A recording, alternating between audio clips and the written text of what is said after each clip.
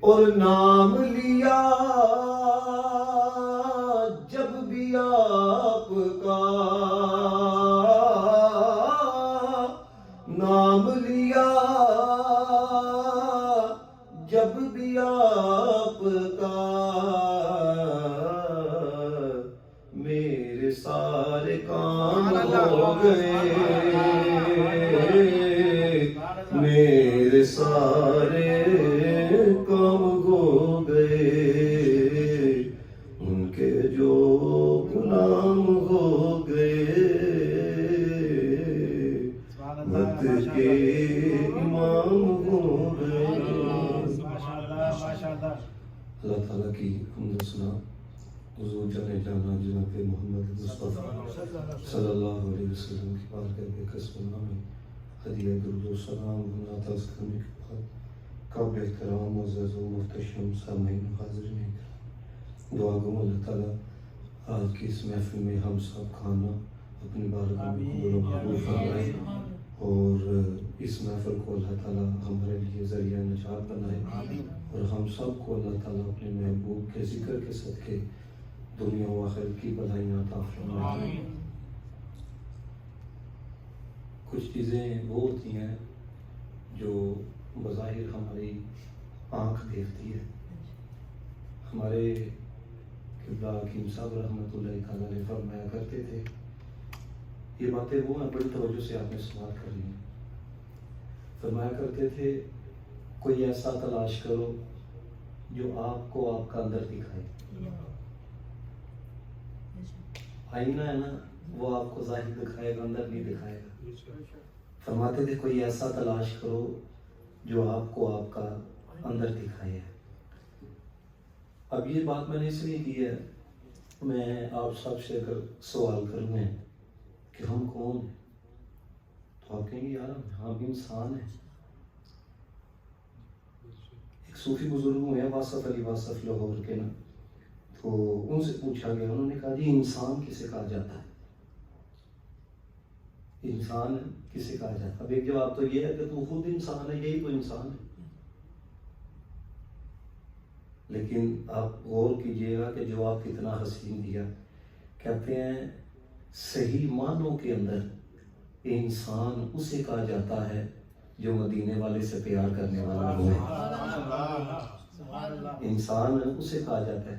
بہت بڑے عالم دین ہوئے ہیں، مولانا ابو نور محمد بشیر کوٹلوی رحمۃ اللہ تعالیٰ علیہ، اور آپ کو پتہ ہے کہ جب ان کا فتویٰ اعلیٰ حضرت فاضل بریلوی رحمۃ اللہ تعالیٰ علیہ کے پاس جاتا تھا نا، بغیر پڑھے اعلیٰ حضرت فاضل بریلوی رحمۃ اللہ تعالیٰ علیہ مہر لگایا کرتے تھے۔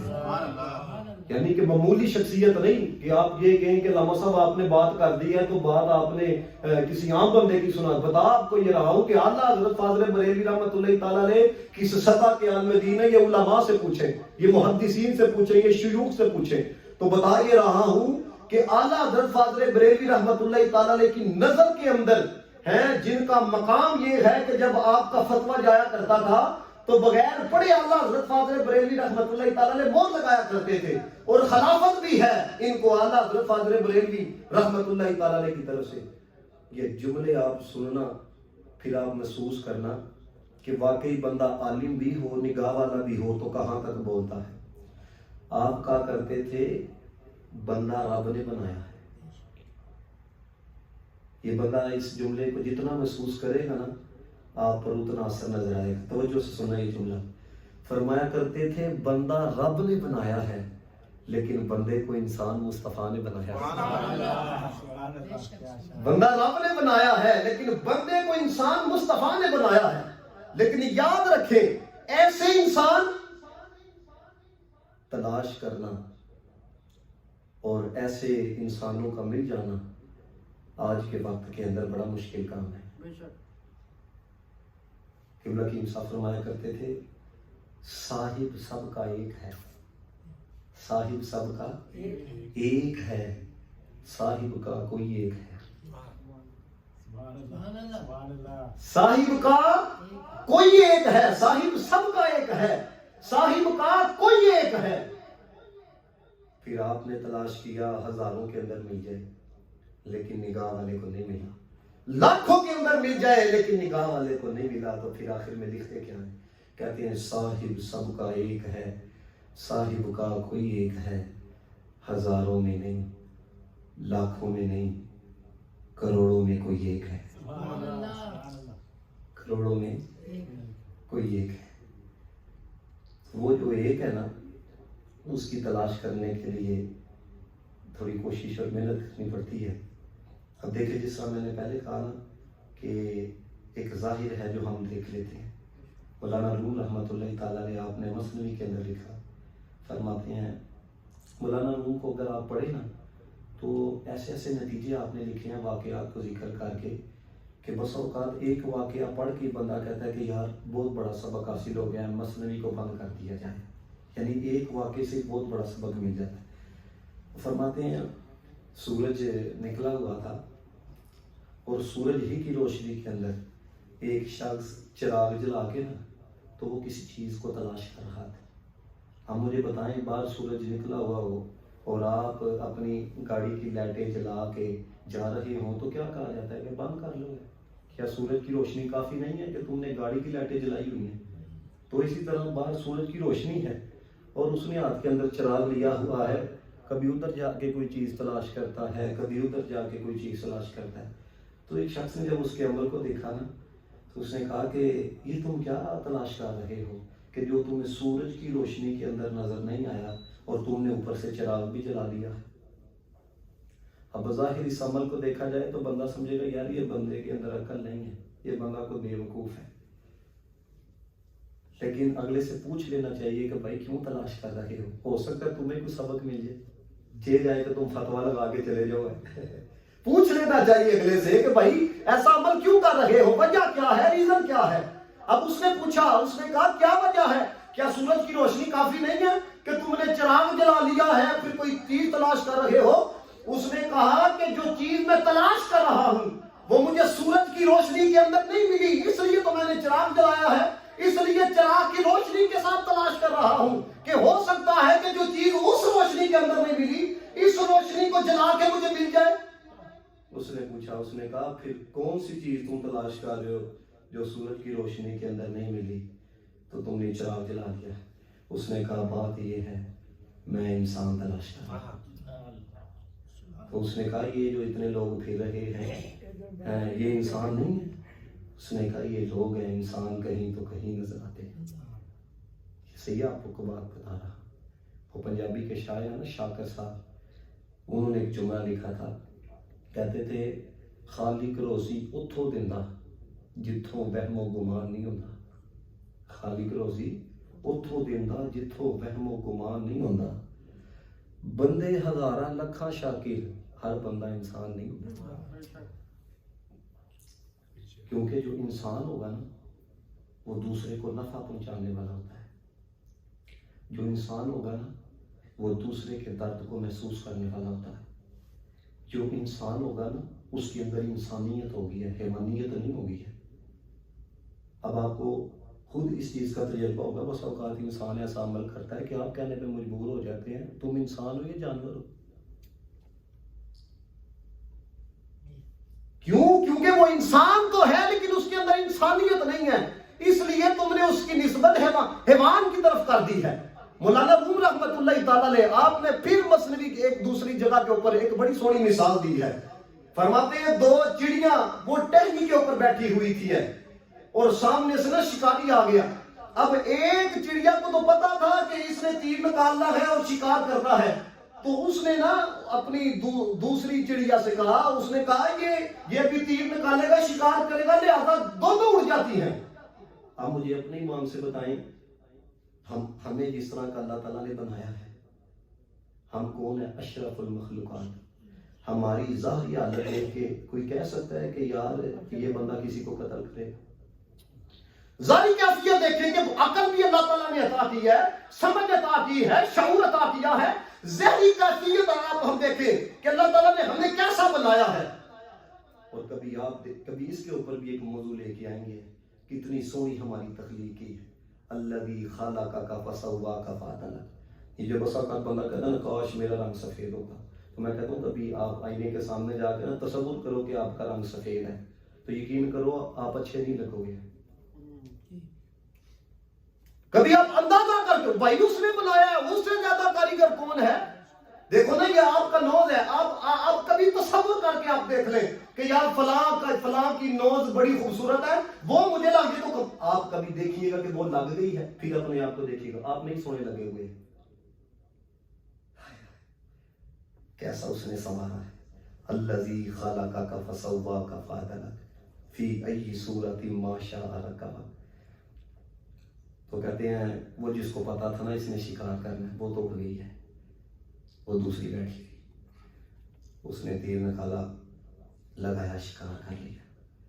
اور یہ بات یاد رکھیے، بس اوقات نا حقائقیں سنائی جاتی ہیں تو کچھ لوگ یہ کہہ دیتے ہیں او بھائی یہ کیسے ہو سکتا ہے. مولانا روم رحمۃ اللہ تعالیٰ علیہ فرماتے ہیں حقائقوں کا اگرچہ حقیقت کے ساتھ تعلق نہ بھی ہو، سبق لینے کے لیے بڑی مفید ہوتی ہے، اصلاح کے لیے بڑی مفید ہوتی ہے. آپ کہتے ہیں وقت کے بادشاہ تک نہ یہ شکایت پہنچی کہ اس نے تو یہ گمان رکھا تھا کہ یہ تو انسان ہے، یہ تو شکار نہیں کرے گا، یہ تو قتل نہیں کرے گا، لیکن اس نے شکار کر دیا. اب جب شکایت بادشاہ تک پہنچی نا، اس نے بلا لیا، اس نے کہا ہاں یہی بات ہے. اس نے کہا ہاں جی یہی بات ہے. اب اس نے اس دوسری جو ساتھی تھی چڑیا، اس نے کہا اس کی سزا تجویز کرو. اب جملہ سن کے، کیونکہ جس بندے کا دل جتنا زندہ ہوتا ہے نا اس پر کیفیت اتنی طاری ہوتی ہے، اس کو نصیحت اتنا اثر کرتی ہے. اب غور کریں، جب چڑیا کو کہا گیا کہ اس کے لیے سزا کو تم تجویز کرو، اس کی سزا کیا ہونی چاہیے، اب دیکھو اس نے کتنی بڑی بات کی. اس نے کہا یہ اشرف المخلوقات ہے، اس کے لیے میں نے کیا سزا تجویز کرنی ہے، بس آپ اس کو اتنا کہہ دیں کہ اگر اس نے شکار کرنا ہے تو شکاریوں والا لباس پہنے، انسانیت کا لباس پہن کے رب کی مخلوق کو دھوکہ نہ دے. جن کے اندر انسانیت ہوتی ہے نا، ان کے دل اتنے نرم ہوتے ہیں. نبی پاک علیہ الصلوۃ والسلام کی حدیث بھی ہے، میرے آقا علیہ الصلوۃ والسلام نے فرمایا میری امت کے کچھ لوگ ایسے ہیں جن کے دل چڑیا کی طرح بڑے نرم ہیں، بڑے نرم دل ہوتے ہیں. اور خیال بھی کوئی ایسا آ جائے نا کہ جو کسی کے برخلاف نہ بھی ایسا خیال آ جائے، لیکن وہ خیال کے اوپر بھی استغفار کرتے ہیں. دیکھو ایک ہوتا ہے کسی کا دل دکھانا، کسی کے خلاف چلنا، خیال بھی آ جائے. رسالہ کشیریہ کے اندر امام کشیری نے لکھا، کہتے ہیں کہ حضرت سری سکتی رحمۃ اللہ تعالیٰ علیہ، ان کی نا بغداد کے ایک علاقے کے اندر نا دکان تھی ہے، تو اب آگ لگ گئی ہے تو ساری دکانیں جو ہے نا وہ جل گئی، ان کی دکان بچ گئی ہے. تو 30 سال تک نا آپ نے استغفار کیا. پھر کسی نے وجہ پوچھی کہ وجہ کیا ہے 30 سال تک آپ نے استغفار کیا. فرمان لگے مجھے کسی نے آگے بتایا کہ سب کی دکانیں جو ہے وہ جل گئی ہیں، آپ کی دکان جو ہے وہ بچ گئی ہے. اب مجھے بتائیں کوئی بار کہ جناب طوفانی بارش آئی ہے، سب کی گاڑیاں جو ہیں وہ بہ گئی ہیں، آپ کی بچ گئی ہے، تو آپ کیا کہو گے؟ الحمدللہ، شکر اللہ پاک کا میری بچ گئی.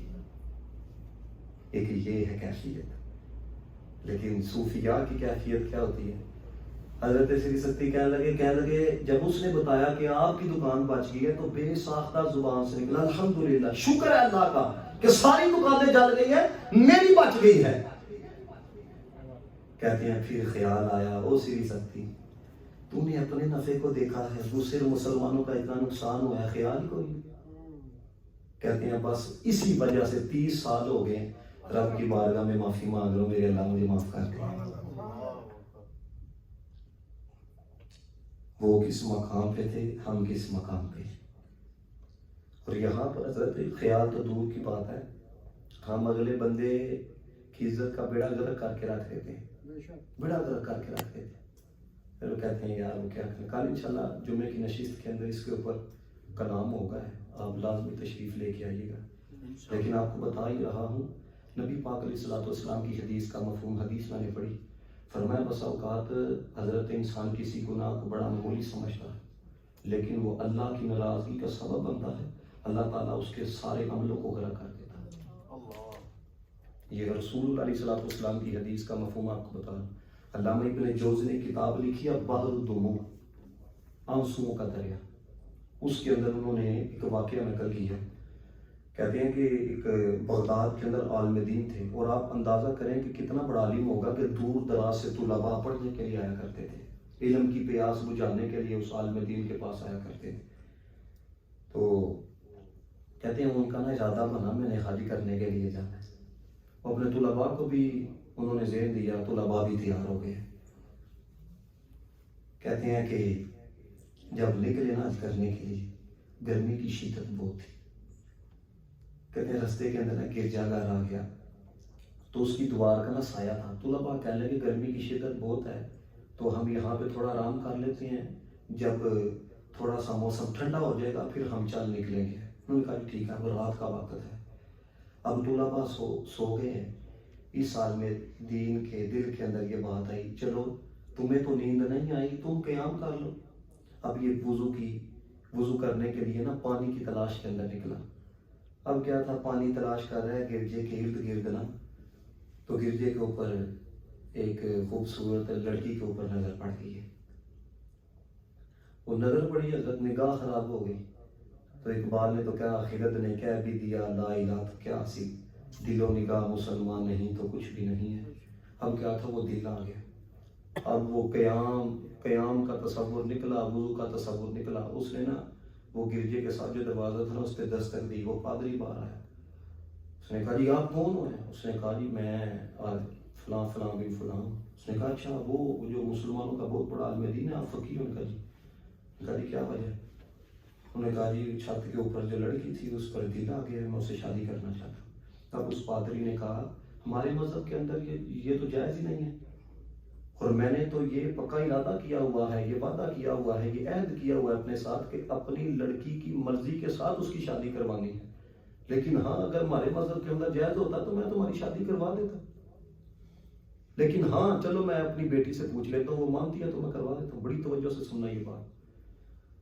اب وہ پادری اپنی بیٹی کے پاس گیا اور اس نے جا کے کہا، اس نے کہا بیٹا یہ بات۔ اب بیٹی کہنے لگی اگر وہ نصرانی ہوتا ہے تو میں شادی کرنے کے لیے تیار۔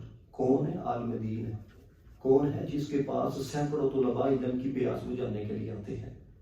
اب اس نے سن لیا کہ لڑکی کہتی ہے کہ یہ صحیح ہوگا تو پھر ہی میں اسے شادی کروں گی۔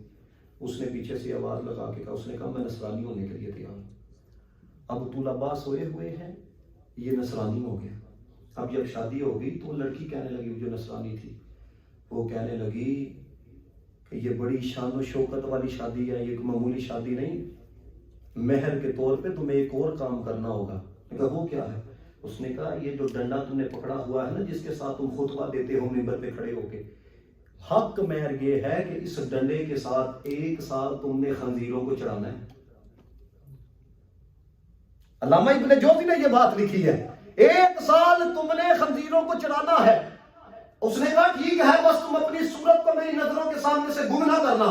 اب یہ کیا ہے، نصرانی بھی ہو گیا ہے عالم دین اور خنزیروں کو بھی چڑھانے لگ گیا ہے۔ طلباء اٹھے، انہوں نے پوچھنا شروع کیا استاد کدھر ہے؟ اسے پادری سے ملاقات ہوگی، اس نے کہا وہ تو نصرانی ہو چکا ہے۔ اب طلباء کے پیروں تلے زمین نکل گئی۔ اس نے جا کے قرآن کی عظمت کو بیان کیا، مصطفیٰ کی عظمت کو بیان کیا، تو وہ استاد خود کہنے لگا، اس نے کہا میرے سے تم پڑے ہوئے ہو، میرے سے زیادہ نالج رکھتے ہو، میرے سے زیادہ علم رکھتے ہو، میرے اوپر رب کی طرف سے آزمائش آئی ہوئی ہے، تم اپنے کام سے کام رکھو، جاؤ جدھر تم نے جانا ہے۔ انہوں نے بڑی کوشش کی، لیکن استاد جو ہے وہ اپنی کیفیت کے اوپر ڈٹا رہا ہے۔ اب وہ کہتا ہے چلو ہم آج کے لیے نکلے تھے، ہم تو آج کرنے کے لیے جائیں۔ وہ آج کل کے طلباء واپس آئے، انہوں نے کہا چلو ایک دفعہ پھر کوشش کرتے ہیں۔ انہوں نے دیکھا وہ استاد جو دین پڑھاتا تھا، جو قرآن پڑھاتا تھا، وہ خنزیر چلا رہا ہے۔ انہوں نے جا کے پھر استاد کو کہا، اس نے کہا میرے سے زیادہ علم ہے تمہیں۔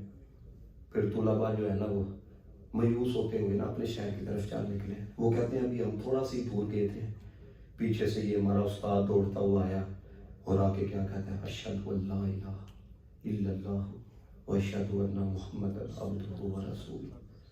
اور کہتے ہیں کہ ہمیں کہنے لگے بس ایک غلطی زندگی کے اندر ہو گئی تھی جس کی وجہ سے میرے اوپر یہ آزمائش آئی ہوئی تھی ہے، بس اللہ تعالیٰ نے کرم کیا ہے، میں پھر پلٹ آیا۔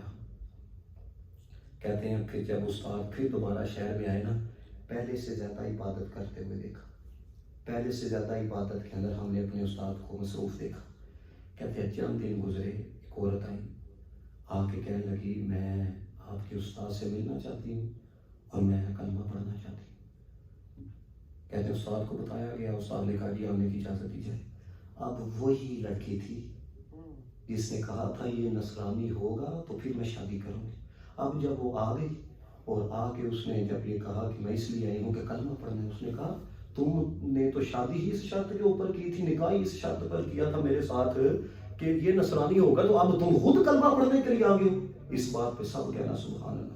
اس نے کہا رات کو کرم یہ ہوا ہے, مولا کائنات حضرت علی المرتضیٰ میری خواب میں آئے تھے, 3 دفعہ کہہ کے گئے ہیں اگر کامیابی چاہتی ہے تو محمد عربی کا کلمہ پڑھ لے. 3 دفعہ یہ کہہ گئے, اس لیے تو میں کلمہ پڑھنے کا کلمہ پڑھایا, پھر دونوں کی اسلام کے مطابق شادی ہوئی, نکاح ہوا.